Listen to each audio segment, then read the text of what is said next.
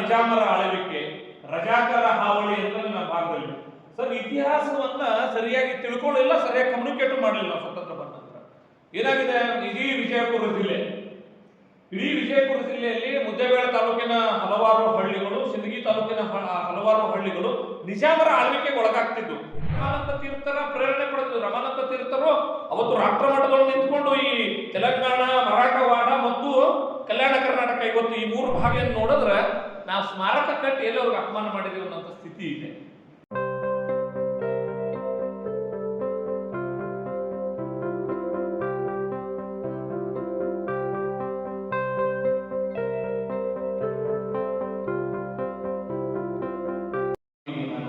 ಅಖಿಲ ಭಾರತೀಯ ಸಾಹಿತ್ಯ ಪರಿಷತ್ತಿನ ವಿಜಯಪುರ ಜಿಲ್ಲೆಯ ಪದಾಧಿಕಾರಿಗಳಿಗೆ ಅಭಿನಂದನೆಗಳನ್ನು ಸಲ್ಲಿಸ್ತೇನೆ. ಬಹಳ ತಡವಾಗಿ ಆದರೂ ಒಂದು ಒಳ್ಳೆ ವಿಷಯವನ್ನು ಇಟ್ಕೊಂಡು ನೀವು ಸಾಕಷ್ಟು ವಿಚಾರಗಳ ಮೇಲೆ ಬೆಳಕು ಚೆಲ್ಲುವಂತ ಕೆಲಸವನ್ನು ಮಾಡಿದ್ದೀರಿ. ನಿಜವಾಗ್ಲೂ ಈ ಥರದ ವಿಷಯಗಳು ಅದರಲ್ಲೇ ನಿಂತು ಬಿಡೋದು. ಆದರೆ ಅಖಿಲ ಭಾರತೀಯ ಸಾಹಿತ್ಯ ಪರಿಷತ್ತಿನ ಕಡೆಯಿಂದ ಒಂದು ಒಳ್ಳೆಯ ಪ್ರಯತ್ನವನ್ನು ನೀವು ಮಾಡಿದ್ದೀರಿ. ಸಾಹಿತ್ಯದ ಚಟುವಟಿಕೆಗಳು ಕೂಡ ವೈಚಾರಿಕತೆಯ ಕೆಳಗಡೆ ಇವತ್ತು ತನ್ನದೇ ಆಗಿರುವಂತಹ ಪೂರ್ವಾಗ್ರಹಗಳನ್ನು ತಗಲಿಸಿಕೊಂಡಿದೆ. ಸಾಹಿತ್ಯ ಪರಿಷತ್ತು, ಕನ್ನಡ ಸಾಹಿತ್ಯ ಪರಿಷತ್ತು ನಿಜವಾಗ್ಲೂ ಈ ಥರದ ಕೆಲಸ ಮಾಡಲಿಕ್ಕೆ ಸಾಕಷ್ಟು ಅವಕಾಶ ಇದೆ. ಆದರೆ ಅವ್ರಿಗೆ ಆಗಿರುವಂತಹ ಕೆಲವು ಸಾಹಿತಿಗಳು ಅವರು ವೈಚಾರಿಕತೆಯ ಕಪಿಮುಷ್ಟಿಯಲ್ಲಿ ಸಿಕ್ಕಾಕೊಂಡಿರೋದ್ರಿಂದ ಆ ಕೊರತೆಯನ್ನ ಹೋಗಲಾಡಿಸುವ ಕೆಲಸವನ್ನ ಅಖಿಲ ಭಾರತೀಯ ಸಾಹಿತ್ಯ ಪರಿಷತ್ ಮಾಡ್ತಿದ್ದಾರೆ. ತಮಗೆ ಅಭಿನಂದನೆಗಳನ್ನು ಸಲ್ಲಿಸ್ತಾರೆ. ಎರಡನೇದಾಗಿ ವಿಶೇಷವಾಗಿ ಉಪನ್ಯಾಸವನ್ನು ನೀಡಿರುವಂತಹ ಶ್ರೀನಿವಾಸ ನಿರೂಪಕರ್ ಸರ್, ನನಗೆ ಖುಷಿಯಾಗಿದೆ. ನಾವು ಈ ರೀತಿಯ ಸಂಘಟನೆಯನ್ನೇ ಮಾಡಿಕೊಂಡೇ ಬೆಳೆದಿರೋದು. ಎದುರುಗಡೆ ಎಷ್ಟು ಜನ ಕೂರ್ತಾರ ಅನ್ನುವಂಥದ್ದು ದೊಡ್ಡದಲ್ಲ, ಆದರೆ ವಿಚಾರದ ಪ್ರತಿಪಾದನೆ ಬಹಳ ಪ್ರಮುಖವಾಗಿರುವಂಥ ಸಂಗತಿ ಅಂತ ಭಾವಿಸ್ತೇನೆ. ನನಗೆ ಫೋನ್ ಮಾಡಿ ಹೇಳಿದ ತಕ್ಷಣ ನಾವು ಒಂದೇ ಮಾತು ಹೇಳಿದೆ, ನೀವು ಇದನ್ನು ಸಿಂಧಿಯಾಗಿ ಮಾಡಬೇಕಾಗಿತ್ತು, ಬಿಜಾಪುರದ ಯಾಕೆ ಇಟ್ಕೊಂಡಿವಿ ಸರ್. ಫಸ್ಟ್ ಬಿಜಾಪುರದೊಳಗೆ ಆದ್ರೆ ಗಮನ ಸೆಳೀತದ, ಬಿಜಾಪುರದೊಳಗೆ ಅಲ್ಲಿ ನಂತರ ಸಿಂಧಿಯೊಳಗೂ ಮಾಡೋದು ಅನ್ನುವಂಥ ಮಾತನ್ನ ಬಹಳ ಸ್ಪಷ್ಟವಾಗಿ ಹೇಳಿದ್ದಾರೆ. ನಾನು ಅಪೇಕ್ಷೆಯನ್ನು ವ್ಯಕ್ತಪಡಿಸ್ತೇನೆ, ಸಿಂಧಿಯೊಳಗೂ ಮಾಡೋದು ಬಹಳ ಅಗತ್ಯ. ಬಹಳಷ್ಟು ಜನ ಈ ರೀತಿಯ ಹಿರಿಯರು ನಮಗೆ ಕಾಂಟ್ರಿಬ್ಯೂಟ್ ಮಾಡಿದ್ದಾರೆ. ಒಂದೇ ಒಂದು ಲೈನ್ ಒಳಗೆ ಟೆಕ್ಸ್ಟ್ ಬುಕ್ ಒಳಗೆ ಸ್ವಾತಂತ್ರ್ಯ ಯಾರು ಕೊಡಿಸಿದ್ರು ಅಂತ ಹೇಳಿದ್ರೆ ಗಾಂಧೀಜಿ ಕೊಡಿಸಿದ್ರು ಅನ್ನೋದ್ರ ಮೂಲಕ ಅದನ್ನು ಮುಕ್ತಾಯಗೊಳಿಸುವಂತ ಕೆಲಸ ಆಳುವ ಸರ್ಕಾರಗಳು ಮಾಡ್ಕೊಂಡು ಬಂದ್ದಾರೆ. ಇಡೀ ನಮ್ಮ ಸ್ವತಂತ್ರ ಸಂಗ್ರಾಮಕ್ಕೆ, ದೇಶ ಅಖಂಡವಾಗೋಕೆ ಏನ್ ಪ್ರಯತ್ನ ನಡೀತು ಅನ್ನುವಂಥದ್ದು ಇವತ್ತು ಕತ್ತಲೆಯಲ್ಲೇ ಉಳಿದಿದೆ ಅನ್ನೋದಕ್ಕೆ ಸ್ವಾಮಿ ರಮಾನಂದ ತೀರ್ಥರ ವಿಷಯಗಳು ನಮ್ಗೆ ಗೊತ್ತಿರದೇ ಇರುವಂತದ್ದೇ ಕಾರಣ ಅಂತ ಭಾವಿಸ್ತೇನೆ, ಒಂದು ಸಾಕ್ಷಿ ಅಂತ ಭಾವಿಸ್ತೇನೆ. ನನಗೆ ನೆನಪಿದೆ, ಹಿಂದೆ ಸರ್ ಸಿಂಧಿಯೊಳಗೆ ಒಂದು ಪ್ರಯತ್ನ ಆಯಿತು. ಅವರು ಹುಟ್ಟಿದ ಮನೆ ಆ ಸ್ಥಳ ಗುರುತಿಸಲ್ಪಟ್ಟಿದೆ. ಆಗ ಜಮಲಿಂಗಪ್ಪ ಅಳಗುಂಡಗಿ ಅಂತ ಒಬ್ರು ಸಾಮಾಜಿಕ ಕಾರ್ಯಕರ್ತರು, ಜಂಬೂ ಸೌಕಾರ ಅಂತ ಕರಿತಿದ್ರು ಸಿಂಧಿಯೊಳಗೆ. ಬಹಳ ಒಳ್ಳೆ ಸಾಮಾಜಿಕ ಕಾರ್ಯಕರ್ತರು. ಯಾರಾದ್ರೂ ತಿಳ್ಕೊಂಡ್ರೆ ಅವರು ಮೊದಲು ಈ ಸಮಾಜಗಳಿರೋದು ಆ ಹೆಣವನ್ನ ಇಡು ಕೆಲಸ ಮಾಡ್ತಾರೆ. ಬಹಳ ಅಗರ್ಭ ಶ್ರೀಮಂತರು. ಈ ಶರಣ ಬಸವೇಶ್ವರ ವಂಶಕ್ಕೆ ಸೇರಿರುವಂತ ವ್ಯಕ್ತಿ. ಅವರು ಓಡಾಡಕ್ ಶುರು ಮಾಡ್ತಾರೆ. P V Narasimha Rao prime minister ಆಗ್ತಿರೋ ಹಾಗೆನೆ ಅವ್ರಿಗೆ ಅದು ಯಾವ ಮೂಲದಿಂದ ಗೊತ್ತಾಯ್ತೋ ಏನೋ ಗೊತ್ತಿಲ್ಲ, ಖೇಡಗಿ ಮನೆತನದಿಂದ ಸೇರಿರುವಂತ ರಮಾನಂದ ತೀರ್ಥರು, ನಾವು ಸಿಂಧಿಗೆಯವರು ಅನ್ನೋದು ಅಭಿಮಾನ ಶೂನ್ಯತೆ ಇದೆ, ನೀವೆಲ್ಲ ಮನುಷ್ಯರು ಅಂತ ಹೇಳಿ ಇಡೀ ಬಜಾರ್ದೊಳಗೆ ಇದ್ರೊಳಗೆ ಹೇಳ್ಕೊಂಡು ಓಡಾಡಕ್ ಶುರು ಮಾಡ್ತಾರೆ. ಅದಕ್ಕೆ ಏನ್ ಮಾಡಬೇಕು ಅಂತ ನನಗೆ ಒಂದಿಷ್ಟು ಏನ್ ರೋಗ ಕೊಟ್ಟರೆ ನಾನು ದಿಲ್ಲಿ ತನಕ ಹೋಗ್ಬರ್ತೀನಿ, ಯಾರ ಹತ್ರ ಪಿ ವಿ ನರಸಿಂಹರಾವ್ ಅಂತ. ಅವರಿಗೆ ಆಸರೆಯಾಗಿ ಮಾರ್ಗ ಗೊತ್ತಾಗಿದೆ ಅಂದ್ರೆ ಡಿ ಬಿ ಕಲ್ಮಣ್ಕರ್. ನಾನು ನೆನಪಿಸ್ಕೊಳಕ್ಕಾಗ್ತದೆ. D B ಕಲ್ಮಣ್ಕರ್ ತಲುಪ್ತಾರೆ. ಅವ್ರು ಹೋಗಿ ಬೆಂಗಳೂರು ಹೋಗಿ ಬಿಡ್ತಾರ್ರಿ. ಬೆಂಗಳೂರಿನೊಳಗೆ ಭೇಟಿಯಾಗಿ ಅವ್ರಿಗೆ ಖರ್ಚು ಮಾಡಕ್ಕೂ ಆಗಿರ್ಲಿಲ್ಲ. ಬಹಳ ದೊಡ್ಡ ಅಗರ್ಭ ಶ್ರೀಮಂತರು, ಜಮೀನೆಲ್ಲ ಇದ್ರು ಕೂಡ ಅವ್ರಿಗೆ ಕೊನೆಗೆ ಎಲ್ಲರ ಹತ್ರ ತಮ್ಗೆ ಬೇಕಾದ ಹಿತೈಷಿಗಳ ಹತ್ರ ಹಣ ಸಂಗ್ರಹ ಮಾಡಿಕೊಂಡು ಡಿ ಬಿ ಕಲ್ಮಣ್ಕರ್ ಭೇಟಿಯಾಗಿ ಸರ್ ಡೆಲ್ಲಿಗೆ ಹೋಗಿ ಪಿ ವಿ ನರಸಿಂಹರಾವ್ ಅವ್ರಿಗೆ ಕಾಣ್ತಾರೆ. ಜನತಾ ದರ್ಶನದಲ್ಲಿ ಪಿ ವಿ ನರಸಿಂಹರಾವ್ ಹೋಗಿ ನಿಮ್ಮ ಗುರುಗಳು ರಮಾನಂದ ತೀರ್ಥರು ನಮ್ಮೂರಿಗೆ ಸೇರಿರೋರು, ಅವ್ರದ್ದೊಂದು ಸ್ಮಾರಕ ಆಗ್ಬೇಕು. ಅವರು ಹುಟ್ಟಿದ ಮನೆ ಅವ್ರ ಮಂತನಸ್ಥರು ವಹಿಸಿಕೊಟ್ರು. ಅಲ್ಲೊಂದು ಆಗಿನ ಸರ್ಕಾರ, ಕಾಂಗ್ರೆಸ್ ಸರ್ಕಾರ, ಡಿ ಬಿ ಕಲ್ಮಣ್ಕರ್ ಒಂದು ಇನಿಷಿಯೇಷನ್ ಕಾರಣಕ್ಕಾಗಿ ಸ್ಮಾರಕ ಆಗಿದೆ. ಅದರ ದುರ್ದೈವ ಏನಂದ್ರೆ ಸ್ಮಾರಕ ಏನಾಯ್ತು, ದಯವಿಟ್ಟು ನೀವು ಸಿಂಧಿಗೆ ಹೋಗ್ತೀನಿ ಅಂದ್ರೆ ದಯವಿಟ್ಟು ಹೋಗೇಬೇಡ್ರಿ ಅಂತ ನನ್ಗೆ. ಆ ಸ್ಮಾರಕದ ಸ್ಥಿತಿಗತಿಯನ್ನು ನೋಡಿದ್ರೆ ನಾವು ಸ್ಮಾರಕ ಕಟ್ಟಿ ಎಲ್ಲರಿಗೂ ಅಪಮಾನ ಮಾಡಿದೀವಿ ಅನ್ನೋ ಸ್ಥಿತಿ ಇದೆ. ಸ್ಮಾರಕ ಕಟ್ಟದ ನಂತರ ಸ್ವಲ್ಪ ದಿವಸಕ್ಕೆ ಅಲ್ಲಿ ಇರುವಂತ ಶಾಸಕರಿಗೆ ಅನಿಸ್ತದೆ, ಇಲ್ಲಿಲ್ಲ ಇದು ಸುಮ್ಮನೆ ಖಾಲಿ ಅದ, ಅಲ್ಲೇನು ಸಂಧಿ ಒಳಗೆ ಕಾರ್ಯಕ್ರಮ ನಡೀತಾವ ಅಂತ ಹೇಳಿ ಅವ್ರು ಏನ್ ಮಾಡ್ಯಾರ ಅಂದ್ರೆ ಅಲ್ಲಿ ನಮ್ಮ ಒಂದು ಯಾವುದೋ ವಸತಿ ಶಾಲೆ, ನನಗೆ ನೆನಪಾಗ್ತಿಲ್ಲ, ಆ ವಸತಿ ಶಾಲೆಗೆ ಹಾಸ್ಟೆಲ್ ಮಾಡಿಕೊಟ್ಟಿದ್ರು. ಅಲ್ಲಿ ನೋಡ್ಬಿಟ್ರೆ ಅದ್ರ ಮುಂದೆ ಓಪನ್ ಗಟ್ರ, ಅದು ಅಲ್ಲೇ ಹಂದಿಗಳು ಬೆಳೆದಿರ್ತಾವ. ಅದೆಲ್ಲ ನೋಡಿದ್ರೆ ನಾವು ಸ್ಮಾರಕ ಮಾಡಿ ಅವ್ರಿಗೆ ಅಪಮಾನ ಮಾಡ್ತಿದ್ದೇವೆ ಅನ್ನೋಂಥ ಸ್ಥಿತಿ ಇದೆ. ನಿಜವಾಗ್ಲೂ ರಾಷ್ಟ್ರ ನಾಯಕ, ರಾಷ್ಟ್ರ ಸಂತ ಅಷ್ಟು ಒಳ್ಳೆ ಕೆಲಸವನ್ನು ಮಾಡಿದ್ದಾರೆ. 3 ರಾಜ್ಯಗಳಲ್ಲಿ ಹರಿದು ಹಂಚಿ ಹೋಗಿರುವಂತ ಅವತ್ತಿನ ನಿಜಾಮರ ಆಳ್ವಿಕೆ, ರಜಾಕರ ಹಾವಳಿ ಅಂತ ನಮ್ಮ ಭಾಗದಲ್ಲಿ ಸರ್ ಇತಿಹಾಸವನ್ನ ಸರಿಯಾಗಿ ತಿಳ್ಕೊಳ್ಳಿಲ್ಲ, ಸರಿಯಾಗಿ ಕಮ್ಯುನಿಕೇಟ್ ಮಾಡಲಿಲ್ಲ. ಸ್ವತಂತ್ರ ಬಂದ ನಂತರ ಏನಾಗಿದೆ, ಇಡೀ ವಿಜಯಪುರ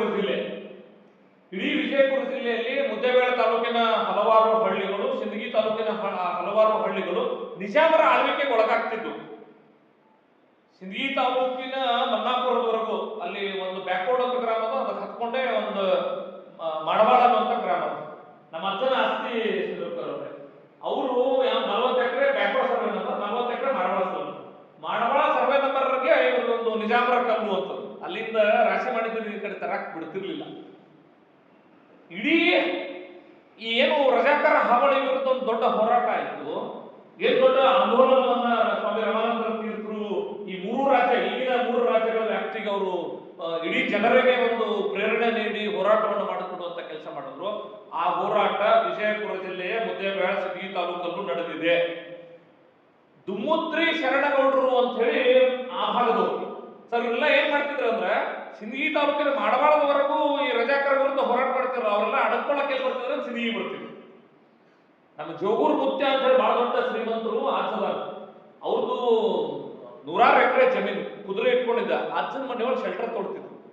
ಈ ಇತಿಹಾಸ ಬಿಜಾಪುರದಲ್ಲಿ ನಾವು ಯಾವತ್ತಾದ್ರೂ ಚರ್ಚೆ ಮಾಡಿದೀವ? ಚರ್ಚೆ ಮಾಡುವಂತ ವೇದಿಕೆಗಳಲ್ಲಿ ನಿಜವಾಗ್ಲೂ ಈ ರೀತಿ ವಿಷಯ ಚರ್ಚೆ ಆಗ್ಲಿಲ್ಲ. ಅದ್ರ ಪರಿಣಾಮವಾಗಿ ಇವತ್ತು ಸಿಂದಗಿ ಒಳಗ ರಮಾನಂದ ತೀರ್ಥರ ಪ್ರೇರಣೆ ಪಡೆದಿದ್ರು. ರಮಾನಂದ ತೀರ್ಥರು ಅವತ್ತು ರಾಷ್ಟ್ರ ಮಟ್ಟದಲ್ಲಿ ನಿಂತ್ಕೊಂಡು ಈ ತೆಲಂಗಾಣ, ಮರಾಠವಾಡ ಮತ್ತು ಕಲ್ಯಾಣ ಕರ್ನಾಟಕ, ಇವತ್ತು ಈ 3 ಭಾಗ ಏನ್ ಹೇಳ್ತೀರಿ ನೋಡ್ರಿ, ಅವತ್ತು ನಿಜಾಮರ ಆಳ್ವಿಕೆ ಒಳಗ ನಡೆದಿರುವಂತದ್ದು 3 ಭಾಗಗಳು ಹಿಂದುಳಿದು, ನಾವು ಹಿಂದುಳಿದೀವಿ ಅಂತೇಳಿ ಸಂವಿಧಾನದೊಳಗ ವಿಶೇಷ ಸ್ಥಾನವನ್ನು ಪಡೆದುಕೊಳ್ಳುವಂತ ಸ್ಥಿತಿ ಇತ್ತು. ನಿಜವಾಗ್ಲೂ ವಂಚಿತರಾಗಿದ್ದು ಯಾರು? ವಂಚಿತರಾಗಿದ್ದು ನಮ್ಮ ಬಿಜಾಪುರ ಜಿಲ್ಲೆ 2 ತಾಲೂಕುಗಳ ನಿಜಾಮರ ಆಳ್ವಿಕೆ ಒಳಗ ನಿಜವಾಗ್ಲೂ ದಬ್ಬಾಳಿಕೆಯನ್ನು ಎದುರಿಸಿರುವವರು ವಂಚಿತರಾದ. ಯಾಕಂದ್ರೆ ನಾವು ರಮಾನಂದ ತೀರ್ಥರನ್ನ ಬರ್ತೀವಿ ಅನ್ನೋ ಕಾರಣಕ್ಕೆ ವಂಚಿತರಾಗಿ, ಅವತ್ತು ಅವರೆಲ್ಲ ಬಂಡಾಯ ಎದ್ದು ನಿಜಾಮರ ವಿರುದ್ಧ ಹೋರಾಟ ಮಾಡಿ ಎಲ್ಲಿ ಬರೋರು ಅಂದ್ರೆ ಸಿಂದಗಿ ಬರೋರು. ಆ ರೀತಿ ನಿಜಾಮರ ವಿರುದ್ಧದ ಹೋರಾಟಕ್ಕೆ ಸಿಂದಗಿಯೂ ಬಹಳ ದೊಡ್ಡ ಕೇಂದ್ರ ಆಗಿತ್ತು. ನನಗೆ ಸಹ ಅಲ್ಲಿಂದ ಸ್ಟಾರ್ಟ್ ಮಾಡಬೇಕು. ಹೆಂಗದ ನಾವು ನಿಜಾಮರ ವಿರುದ್ಧ ಹೋರಾಟ ಮಾಡಿದ್ವಿ, ಸಿಕ್ಕಾಪಟ್ಟೆ ಬಾರ್ಡರ್ ಕ್ಯಾಂಪ್ ಇದ್ರು. ಇದನ್ನೆಲ್ಲ ನಾವು ಹೇಳ್ಕೊಂಡು ನಮ್ಮ ಮಕ್ಕಳಿಗೆ ಕಲಿಸೇವನ್ನು ಎಲ್ಲಾದ್ರೂ ಚರ್ಚೆ ಮಾಡೋದು ಎಲ್ಲೂ ಇಲ್ಲ. ಅದು ಪರಿಣಾಮ ಏನಾಗದ್ರಿ, ಸ್ವಾಮಿ ರಮಾನಂದ ತೀರ್ಥ ಅಂದ್ರೆ ಏನು ಅಂತ ನಮ್ಮ ಮಂದಿಗೆ ಗೊತ್ತೇ ಇಲ್ಲ. ನನಗ ಅಕ್ಷರಶಃ ಅವತ್ತು PV ನರಸಿಂಹರಾವ್ ಅವರು ರಮಾನಂದ ತೀರ್ಥರ ಶಿಷ್ಯರು. ನೋಡ್ರಿ ಹೆಂಗ ರಾಜಕಾರಣ ಅನ್ನುವಂಥದ್ದು ಒಬ್ಬ ವ್ಯಕ್ತಿಯ ವ್ಯಕ್ತಿತ್ವಕ್ಕೆ ಗ್ರಹಣವನ್ನು ಹಿಡಿಸಬಲ್ಲದು ಅನ್ನುವಂಥದ್ದು. ನಾವೆಲ್ಲ ಆರಂಭವಾಗಿ ಏನ್ ಅನ್ಕೊಂಡಿದ್ವಿ ಸರ್, ವಿದ್ಯಾರ್ಥಿ ಪರಿಷತ್ ಕಾರ್ಯಕರ್ತರು ಅವತ್ತು ಸ್ಮಾರಕ ಮಾಡಬೇಕಾದ್ರೆ ಡಿ ವಿ ಕಲ್ಮಠಕರ್ ಅವರು ಇನಿಷಿಯೇಷನ್ ತಗೊಂಡು ಜಂಬೂ ಸಾವ್ಕಾರ್ ಹೋಗಿ ಕರ್ಕೊಂಡ್ಬಂದು ಈ ಸ್ಮಾರಕ ಆಗ ಕಾರಣಕರ್ತನಾಗಿ, ಬಹಳ ಸಾಮಾನ್ಯ ಮನುಷ್ಯ ಜಂಬೂ ಸಾವ್ಕಾರ್ ಗೊತ್ತಿರಲಿ. ಅದನ್ನ ಮಾಡಿದಾಗ ನಮ್ಗೆಲ್ಲ ಏನ್ ಅನ್ಸಿತ್ತು ಅಂದ್ರೆ, ಪೊಲಿಟಿಕಲಿ ಇವ್ರು MP ಆಗಿದ್ರು, ಸೀನಿಯರ್ ಇದ್ರು, ಹಂಗೆ PV ನರಸಿಂಹರಾವ್ ಅವರಿಗೆ, ಡಿ ವಿ ಕಲ್ಮಠಕರ್ ಅವರಿಗೆ ಏನೋ ಒಂದು ರಾಜಕೀಯ ಭವಿಷ್ಯ ನಿರ್ಮಾಣ ಮಾಡ್ರೆ. ಈಗ ರಾಜಕೀಯ ಗುರುಗಳೆಲ್ಲ ಹ್ಯಾಂಗ್ ಗೊತ್ತದಲ್ಲ, ಹೋಗೋಣ ಕಾಲ್ ಬಿಡೋದು, ಡೈ ಹೊಡಿದೇರಿ ಹೊಡೆದು ನಮಸ್ಕಾರ ಮಾಡ್ಬಿಡೋದು, ಆ ರೀತಿಯ ಗುರು ಅನ್ನುವಂತ ಭ್ರಮೆ ನಮಗೂ ಇತ್ತು ಸರ್ ಆರಂಭದೊಳಗೆ. ಯಾವಾಗ ಸ್ಮಾರಕ ಮಾಡುವಂತ ಸಂದರ್ಭದೊಳಗ ಆ ಸಂದರ್ಭವನ್ನು ಇಟ್ಕೊಂಡು ಒಂದು ಉದ್ಘಾಟನಾ ಕಾರ್ಯಕ್ರಮ, ರಾಜಕೀಯ ಕಾರ್ಯಕ್ರಮ ಅನ್ನಂಗೆ ಆಗಿದ್ದೀವಿ. ಆದ್ರೆ ಆ ಸಂದರ್ಭದಲ್ಲಿ ನಮ್ಗೆ ಗೊತ್ತಾಗಿದ್ದು, ಸ್ವಾಮಿ ರಮಾನಂದ ತೀರ್ಥರು ರಜಾಕರ ಹಾವಳಿಯ ವಿರುದ್ಧ ಯಾವ ರೀತಿ ಹೋರಾಟ ಮಾಡಿದ್ರು ಅನ್ನೋಂಥದ್ದು. ಸರ್ ನೀವು ರಮಾನಂದ ತೀರ್ಥರನ್ನ ಅರ್ಥ ಮಾಡ್ಕೋಬೇಕಂದ್ರೆ ರಜಾಕರ ದಬ್ಬಾಳಿಕೆಯನ್ನು ಅರ್ಥ ಮಾಡ್ಕೊಳ್ಬೇಕಾಗ್ತದೆ. ನಾವು ನಮ್ಮ ಭಾಗದೊಳಗ ರಜಾಕರ ದಬ್ಬಾಳಿಕೆ ನಮ್ಮ ಮುಂದಿನ ಪೀಳಿಗೆಗೆ ಹೇಳಿಕೊಡ್ಲೇ ಇಲ್ಲ ಸರ್. ಇವತ್ತಿಗೂ ನಾನು ಬಹಳ ಸ್ಪಷ್ಟವಾಗಿ ಹೇಳ್ತೇನೆ, ನಮ್ಮಲ್ಲಿ ಶಿಕ್ಷಣದೊಳಗೆ ನಾವು ಯಾಕೆ ಹಿಂದುಳಿದೇವಿ? ಯಾಕಂತ ಹೇಳಿದ್ರೆ ಆ ನಿಜಾಮರ ಆಳ್ವಿಕೆಯನ್ನು ಸಿಂದಗಿತನ ಇತ್ತಲ್ಲ, ಅದರ ಕರಿನಾಡು ಬಿಜಾಪುರದವರೆಗೂ ಆವರಿಸಿದೆ. ನೀವು ನೋಡ್ರಿ ಸಾಂಸ್ಕೃತಿಕವಾಗಿ ಸರ್, ನನಗೆ ಎಷ್ಟರ ಮಟ್ಟಿಗೆ ಅಂತ ಹೇಳಿದ್ರೆ ನಮ್ಮ ಹೆಣ್ಮಕ್ಳು, ನೀವು ಕಲ್ಯಾಣ ಕರ್ನಾಟಕದೊಳಗೆ ಹೋಗ್ರಿ, ನಮ್ಮ ಅಕ್ಕಂಗರಿಗೆ ನಾವು ಕಲ್ಯಾಣ ಕರ್ನಾಟಕ ಕೊಟ್ಟಿರ್ತೀವಿ. ನಡಮನಿ ಬಿಟ್ಟು ಬಂದು ಅಣ್ಣತಮ್ಮರು ನಾವು ಕರಿಲಾಕ್ ಹೋಗಿರ್ತೇವೆ ಕರ್ಕೊಂಡ್ ಬರ್ಬೇಕು ಅಂತೇಳಿ, ನಡಮನಿಯಿಂದ ಆಚೆಗೆ ಬಂದು ಮಾತಾಡ್ಸೋದಿಲ್ಲ. ಮಾತಾಡ್ಸ್ಬೇಕಾದ್ರೆ ಕಂಪಲ್ಸರಿ ಸೆರಗ್ ಹಾಕೋತಾರೆ. ನೀವು ನೋಡ್ಬಿಡ್ರಿ ಇದಕ್ಕೆಲ್ಲ ಕಾರಣ ಏನು ಸರ್? ಆ ರಜಾಕರ ಹಾವಳಿ ಯಾರು ಚಲೋ ಕಂಡಾರ ಅವತ್ತು ಆ ಹೆಣ್ಮಕ್ಳನ್ನು ಹೊತ್ಕೊಂಡು ಹೋಗಿದ್ರು ಅನ್ನುವಂಥದ್ದನ್ನ ನಾವು ನಮ್ಮ ಮುಂದಿನ ಪೀಳಿಗೆ ಹೇಳೋದನ್ನ ಮರೆತು ಬಿಟ್ವಿ. ಇದೆಲ್ಲದರ ವಿಸ್ಮರಣೆ ಕಾರಣಕ್ಕಾಗಿ ರಮಾನಂದರ ತೀರ್ಥರ ವ್ಯಕ್ತಿತ್ವ ನಮ್ಗೆ ಗೊತ್ತಾಗಿಲ್ಲ. ನನಗನ್ನಿಸ್ತದ ರಮಾನಂದ ತೀರ್ಥರದು ಈ ಭಾಗದಲ್ಲಿ ನಿಜವಾಗ್ಲೂ ಪ್ರಭಾವ ಕೆಲಸ ಇಲ್ಲ ಅಂತಲ್ಲ. ಖಂಡಿತ ಎಲ್ಲಿವರೆಗೂ ನಿಜಾಮರ ಆಳ್ವಿಕೆ ಇದೆ. ನಾವು ಹೇಳ್ತೇವ್ರಿ ಮಲೆನಾಡು ಅಂತ ಹೇಳ್ತೇವೆ, ಎಲ್ಲೆಲ್ಲಿ ಮಳಿ ಬರ್ತದಲ್ರಿ, ಎಲ್ಲೆಲ್ಲಿ ಗುಡ್ಗಾಡ ಅದು ಮಲೆನಾಡು, ಅದ್ರ ಆಚೆಗೆ ಮಲೆನಾಡ ಸೆರಗು ಅಂತ ಹೇಳ್ತೇವೆ. ಹಂಗ ಆ ರಜಾಕರ ದಬ್ಬಾಳಿಕೆ ಹಾವಳಿಯ ಪರಿಣಾಮ ಬಿಜಾಪುರ ಜಿಲ್ಲೆ ಉಳಿದ ಭಾಗದಲ್ಲೂ ಇತ್ತು ಅನ್ನೋದನ್ನ ನಾವು ಹೇಳಿಕೊಡ್ಲಿಲ್ಲ.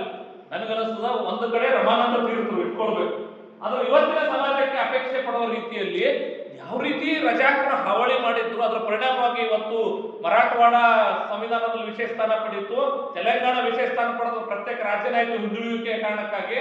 ಕಲ್ಯಾಣ ಕರ್ನಾಟಕವು ಕೂಡ 371 ಜೆ ಅಡಿಯಲ್ಲಿ ಇವತ್ತು ಕೊಡ್ತಿದ್ದಾರೆ. ನಿಜವಾಗ್ಲೂ ಹಂಗೆ ನೋಡಿದ್ರೆ ಈ ನಾವು ಒಂದು ದ್ರೋಹ ಆಗಿರೋದು ಈ ರಾಜ್ಯದೊಳಗೆ ಯಾವ್ದು ಅಂತ ಹೇಳಿದ್ರೆ ಬಳ್ಳಾರಿ, ಕೊಪ್ಪಳ ಇವು ಯಾವೂ ಕೂಡ ನಿಜಾಮರ ಆಳ್ವಿಕೆಯಲ್ಲಿ ಒಳಪಟ್ಟಿದ್ದ ಅಲ್ಲೇ ಅವೆಲ್ಲ ಮದ್ರಾಸ್ ಪ್ರಾಂತಕ್ಕೆ ಸೇರಿರೋದು. ಏನೋ ಅದು ನಮ್ದು ಯಾವುದು ಹೈದರಾಬಾದ್ ಕರ್ನಾಟಕ ಅಂತ ಹೇಳಿ ಆ ಎರಡೂ ಜಿಲ್ಲೆಗಳು ಆ ಡಿವಿಷನ್ ಅಲ್ಲಿ ಕಲಬುರಗಿ ಡಿವಿಷನ್ ಒಳಗೆ, ಹೀಗಾಗಿ ಅದ್ರ ಲಾಭ ಹೊರಪಡೋದು. ಸರ್ ಈ ಏನೇನ್ ಪದ್ಧತಿ ಇದಾವಲ್ಲ, ನಾವು ಒಂದ್ಸಲ ಲಿಂಗಸೂರ್ಗೆ ಹೋಗಿದ್ದೆ ನಿಜಾಮರ ಆಳ್ವಿಕೆ ಬಗ್ಗೆ ಹೇಳ್ಬೇಕಾದ್ರೆ, ಆ ಊರ್ ಗೌಡ ಒಂದು ಅವ್ರು ಕೊಟ್ಟಿದ್ದು ಇದು ತೋರಿಸಿದ್ರು ಸರ್, ಒಂದೇನೋ ಪತ್ರ. ನಿಜಾಮರು ಆ ಊರಿಗೆ ಗೌಡಿಗೆ ಕೊಟ್ಟರು ಪತ್ರ. ಅದಾದ ನಂತರ ಅವ್ರು ಮಾಡಿರೋ ಸೇವೆಗೆ ಮೆಡಲ್. ಇವ್ರು ಹೆಂಗ ಈ ಕರ ವಸೂಲಿ ಮಾಡ್ತಿದ್ರಲ್ಲ ಇಲ್ಲ ಗೌಡರು ನಿಜಾಮರ ಹತ್ರ ಹೋದಾಗ ಅವ್ರಿಗೆ ಉರ್ದುದೊಳಗ ಹೆಂಗ ನಾವು ಸೆಲ್ಯೂಟ್ ಹೊಡಿತಿದ್ದೇವೆ ಅನ್ನೋದು ಸರ್ 2-3 ನಿಮಿಷ ಅವರಿಗೆ ಹೊಗಳಬೇಕು. ರಾಜಾದಿರಾಜ ಮಹಾರಾಜ ಹಂಗೇನೋ ಅದನ್ನು ಉರ್ದುದೊಳಗ ನನಗೆ ಹೇಳಕ್ ಬರೋದಿಲ್ಲ. ಅವರು ಲಿಂಗಸೂರು ಛಾವಣಿ ಗೌಡು, ನನ್ ನೆನಪದ, ನಾನು ನಿಜಾಮರ ಗೌಡ, ನಾನೇ ಕಲೆಕ್ಟ್ ಮಾಡ್ತಿದ್ದೆ. ನಿಜಾಮರ ಹತ್ರ ಹೋದಾಗ ನಾವ್ ಯಾರು ತಲಿ ಅಂತಂಗಿದ್ದಿಲ್ಲ, ಹಂಗಿತ್ತು. ಯಾರಾದ್ರೂ ಅಧ್ಯಯನ ಮಾಡಿದೀವಿ ಸರ್ ಈ ವ್ಯವಸ್ಥೆಗಳನ್ನು. ನಿಜಾಮರ ದಬ್ಬಾಳಿಕೆ ಬರೀ ಯಾರ ಹೆಣ್ಮಕ್ಳು ಚಲೋ ಕಾಣಿಸ್ತಾರೆ ಎತ್ಕೊಂಡು ಹೋದ್ರು ಅನ್ನೋದಕ್ಕೆ ಅಷ್ಟೇ ನಿಂತಿಲ್ಲ. ನಿಜಾಮರ ದಬ್ಬಾಳಿಕೆ ಕಂದಾಯ ರೂಪದಲ್ಲೂ ಹೆಂಗಿತ್ತು ಅನ್ನೋದಕ್ಕೆ ನಮ್ಮ ಗೌಡ್ರ ಮನೆಯೊಳಗೆ ಹೋಗಿರೋ ಪತ್ರ ನೋಡೋದು ನಮ್ಗೆ ಗೊತ್ತಾಗ್ತದೆ. ಈ ಇತಿಹಾಸವನ್ನ ಮುಚ್ಚಿಟ್ಟು ರಮಾನಂದ ತೀರ್ಥರಿಗೆ ಮಾತ್ರ ರಮಾನಂದ ತೀರ್ಥ ಬಹಳ ದೊಡ್ಡವರು, ರಾಷ್ಟ್ರ ಮಟ್ಟದವರು, ಸಿರಿಯಾಗಿ ಹುಟ್ಟಾರಂತ ಒಂದು ನಾವು ಕಾಟಾಚಾರಕ್ಕೊಂದು ಅಲ್ಲೊಂದು ಮಾಡಿಬಿಟ್ಟಿವಿ. ಅಷ್ಟು ಸಾಕಾಗೋದಿಲ್ಲ. ನನಗನ್ನಿಸೋದು ಸ್ವಾಮಿ ರಮಾನಂದ ತೀರ್ಥರು ರಾಷ್ಟ್ರದ ಪ್ರತಿ ಅವರ ವಿಚಾರಗಳು, ನಿಜಾಮರ ವಿರುದ್ಧ ಅವರು ಮಾಡಿರುವಂತ ಹೋರಾಟ ಒಬ್ಬರಲ್ರಿ, ಅವ್ರ ಜೊತೆ ಇನ್ನೂ 50 ಹೆಸರು ಬರ್ತಾವ.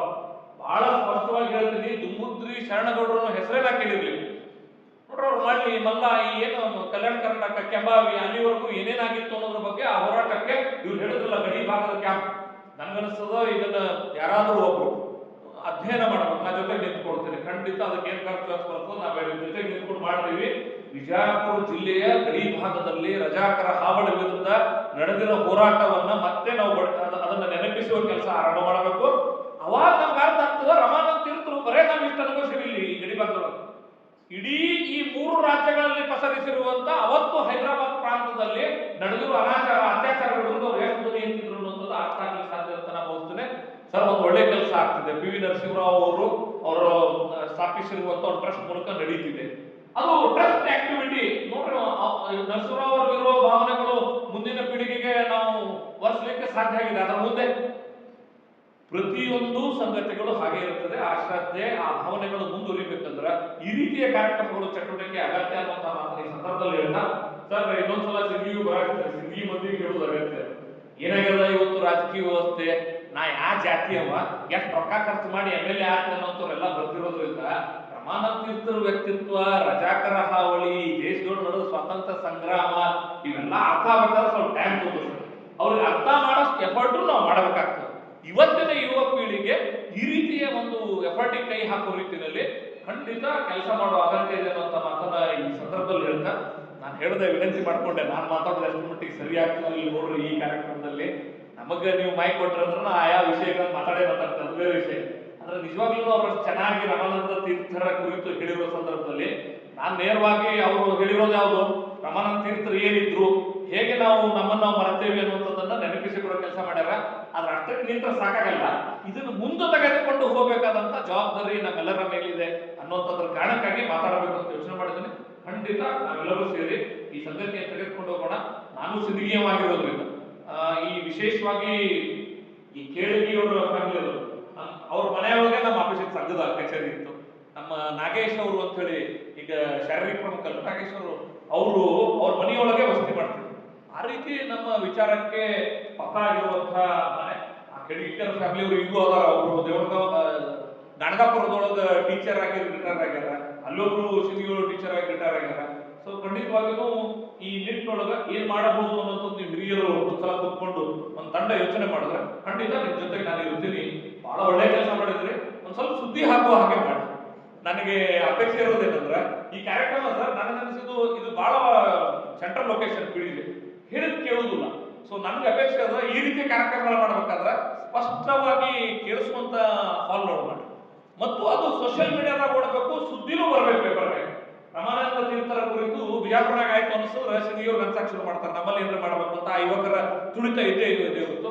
ಆ ನಿಟ್ಟಿನೊಳಗೆ ಈ ಕಾರ್ಯಕ್ರಮ ಸಿಂಧಿಗಿಯವರು ನಡೆಯುವಂತ ಕಾರ್ಯಕ್ರಮ ಪ್ರೇರಣೆ ಆಗಿ ಆ ಮೂಲಕ ರಮಾನಂದ ತೀರ್ಥರು ಬಿಜಾಪುರದವರು ಸಿಂಧಿಗಿಯವರು ಅಂತ ಹೇಳಿಕೊಡುವಂತ ಅಭಿಮಾನವನ್ನ ಅರಳಿಸುವಲ್ಲಿ ಈ ಕಾರ್ಯಕ್ರಮ ಯಶಸ್ವಿಯಾಗಿದೆ ಅನ್ನುವಂತ ಮಾತನಾಡ್ತಾ ಖಂಡಿತ ಸರ್ ನಿಮ್ಮ ಪ್ರೇರಣೆ ತೆಗೆದುಕೊಂಡು ಬರಲಿರುವಂತ ದಿನಗಳಲ್ಲಿ ಸಿಂಧಿಯೊಳಗೆ ಏನ್ ಮಾಡಬೇಕು ಅನ್ನೋದಕ್ಕೆ ಜೊತೆ ನಿಲ್ತೇವೆ ಅಂತ ಹೇಳಿ